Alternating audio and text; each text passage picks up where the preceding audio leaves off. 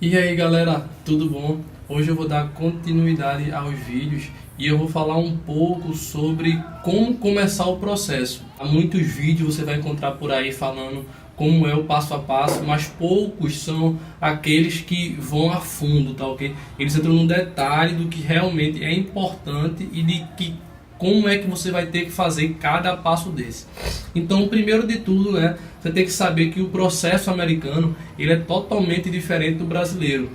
Então aí que vem as perguntas, porque muita gente não sabe a diferença entre o calendário acadêmico americano e o brasileiro. Então nesse vídeo de hoje eu vou tentar mostrar um pouco quais são as principais diferenças, os prós e os contras. Nos Estados Unidos você tem que saber que lá o ano acadêmico americano ele é dividido em três partes bastante distintas. Quais são elas? Elas são regidas basicamente pelas estações do ano, tá ok? Então, a primeira mais importante semestre letivo que a gente pode se dizer é o chamado Fall, tá ok? Que é o Fall Semester. E o que é o Fall? O Fall basicamente a tradução significa outono e esse período vai de entre final de agosto e início de setembro até dezembro. Então são aí 4 meses e isso aí é um semestre acadêmico americano, tá? É o primeiro e o mais importante. O segundo semestre, geralmente chamado de Spring, então esse semestre ele vai ali de janeiro até meados de abril ou maio, vai depender também da universidade. E aí são cerca de 4 meses também e é o segundo semestre americano acadêmico, tá? Então são esses dois os mais importantes. Logo depois vem o Summer, tá? O Summer significa verão e esse período, o Summer, é um período de férias, tá ok? E esse período de férias ele vai sair ali mais ou menos de metade de maio até o final de agosto, metade de agosto, dependendo da localidade, então vai ser geralmente 3 meses. E esses 3 meses eles são exclusivos para os alunos fazerem estágio, tá? Então vai ser para você procurar empresas, para fazer estágio, para se aperfeiçoar, para trabalhar, para colocar a mão na prática e para realmente ver se é aquilo que você quer do seu curso e para você ter aquela experiência na prática do que você aprende na universidade.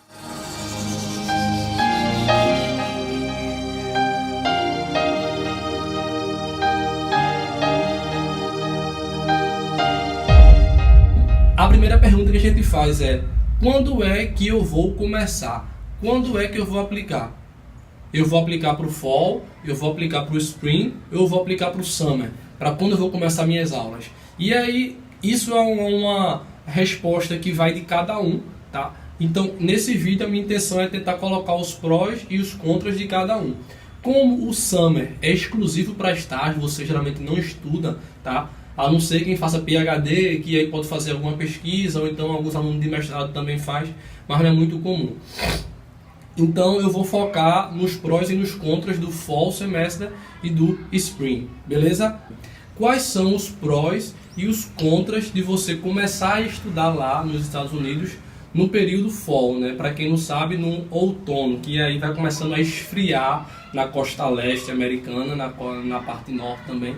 Então é onde vai começando a esfriar, vai começando a ficar aquele friozinho, vai começando a nevar já ali depois do Thanksgiving, tá ok? Então, o primeiro ponto positivo que eu considero como um pró e uma parte muito positiva é que, geralmente, as universidades americanas, elas só dão bolsas, tá, para estudantes internacionais para o Fall Semester. Tá? Não estou dizendo que não tem bolsa no Spring, mas vamos se dizer 80% a 90% das bolsas dadas pelas universidades são exclusivas para os alunos que chegam no Fall, tá? Então isso é um ponto bastante importante que vale se levar em consideração. O segundo ponto, o segundo pró, é a chamada permissão de trabalho para os alunos internacionais durante o Summer. Você como aluno internacional só tem permissão para trabalhar nos Estados Unidos durante o verão depois de você completar um ano acadêmico. E um ano acadêmico significa 4 meses do fall e 4 meses do spring. Então você tem que cumprir obrigatoriamente cerca aí de 9 a 10 meses estudando nos Estados Unidos para aí ter permissão de trabalho no summer. Então o que eu quero dizer é que se você tiver interesse em começar as aulas no spring, ali em janeiro, quando acabar o spring, no final de maio, você tem duas opções: ou ficar estudando na universidade algum curso de verão, ou retornar para o Brasil ou para o seu país de origem, e aí você não vai poder trabalhar, porque você não tem essa permissão, você não estudou um ano todo. Então você começando no fall, você vai ter essa permissão, você vai ter como estudar durante o fall semester, depois o spring, e depois você vai ter como trabalhar livremente, como trabalhar de manhã até de noite, né? A gente chama full-time job. Então você vai poder trabalhar como se fosse um empregador normal. E aí você não vai ter nenhuma penalidade do seu visto. Você vai ter total permissão de trabalho. Tá ok? Um outro ponto bastante importante é a questão do financiamento. Caso o seu interesse em estudar nos Estados Unidos seja através do financiamento, é como se fosse um FIES que a gente tem aqui no Brasil, né? Que você pode fazer com que a empresa pague pelos seus estudos e depois você pode fazer o pagamento em parcelas por 15, 20 anos, 30 anos, ficam parcelas pequenas. Essas empresas que fazem financiamento, na maioria das vezes, elas só fazem financiamento para quem começa no fall. Elas não fazem para quem começa no spring. Um quarto ponto é o que eu falei um pouquinho antes, é o chamado frio. Tá? Se você vai para a costa leste ou a parte norte dos Estados Unidos e você vai direto para o spring, você vai chegar lá pegando menos 20, 30 graus, uma temperatura muito fria, e você vai sentir uma diferença térmica muito grande se comparado com o Brasil, que você vai estar saindo daqui no verão. Então você vai ter um choque térmico, é um pouco difícil de se adaptar, porque é um choque de realidade. Porém, se você vai no fall, você vai estar chegando ali, vai estar um clima agradável, que é o final do verão, início do outono, vai estar esfriando aos poucos, então você vai ter uma capacidade melhor de se adaptar ao longo desse período que a temperatura vai baixando gradativamente. Uma outra situação é que as deadlines, e quando eu falo deadline, tá ok? Significa as datas limite. Isso aí são as datas que você tem que entregar toda a documentação. Quando eu falo documentação, eu estou falando de carta de recomendação, a prova do TOEFL, a prova do GRE, qualquer documentação que seja necessária, que a universidade peça para que você entregue. Então as deadlines para quem vai começar no spring são muito mais curtas, é muito mais apertada do que para quem vai fazer para o fall semestre. Então essas diferenças, pelo que eu estou falando, você consegue perceber as principais vantagens de você começar no fall e não no spring. Tranquilo? E o último pontozinho que é bastante importante é com relação à moradia.